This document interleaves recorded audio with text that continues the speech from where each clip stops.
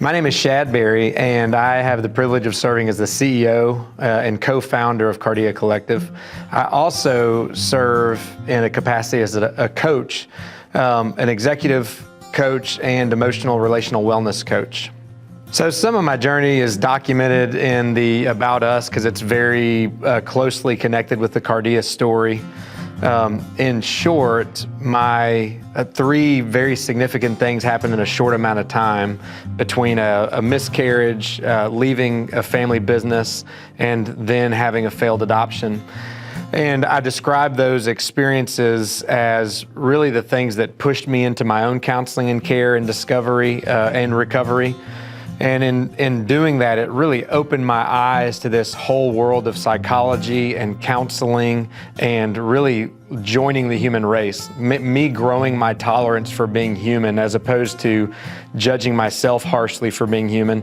I'm pretty activistic as a person, so when I find something that I really like, I want everyone to experience it. And so that was really, my friends and closest family probably got tired of me referring people to Tim Holler or encouraging them to participate in this type of work, but it had become so meaningful to me and so life-giving and refreshing and restorative that I really wanted everyone to have it. And so it really began a journey which still continues of me growing in my capacity and my own experience so that I can have more to share with other people, because I really enjoy that part of the coaching relationship and really the educational, training, developmental part of that, the aspect of people helping. So for better or worse, I find myself drawn toward people like me. That sounds pretty egocentric, but what I'm referring to is people who are high performing, high achieving, high anxiety,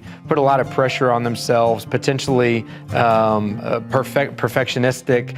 Generally that takes shape in a positional authority, some type of business owner, executive, somebody that's leading, or carries a lot of responsibility, both professionally, familially.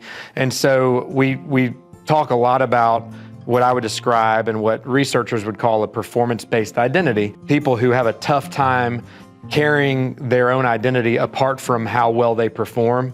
And so I just find myself drawn toward those individuals with a tremendous amount of empathy and compassion and hope for reintegrating their head, hands, and heart. Because I find that when we're operating in a performance-based way of relating to ourselves in the world, it's very exhausting.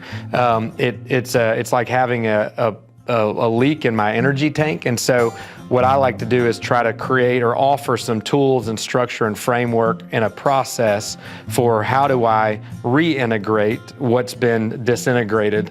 How do I reconnect my head to my heart so that I find more purpose in my effort and it's not rooted in just sheer performance in order to prove something about myself, but more focused on what do I uniquely have to contribute to the world and the people that I love the most.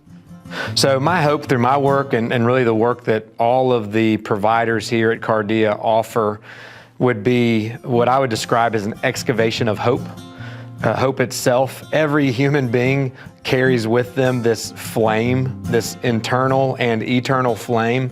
It's a picture of what the world would look like if it operated the way it ought to operate. And through the course of living, blood, sweat, tears, losses, failures, setbacks, all of these things tend to pour cold water on that flame or put a glass over that flame, bury that flame. And it does take some time to carefully excavate and bring that flame back to the surface so that it can burn brightly.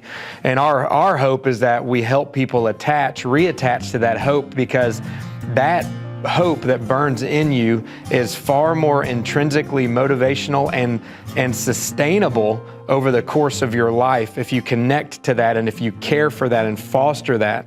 And so if we can participate in any healing or recovery or restoration in the course of your journey that allows you to carry that hope boldly and bravely and courageously, then that will have been successful as it pertains to the mission of Cardia Collective, which is why we say our effort, our focus and goal is to help others live with courage, hope, and freedom, which are the outcomes of healing and effective care.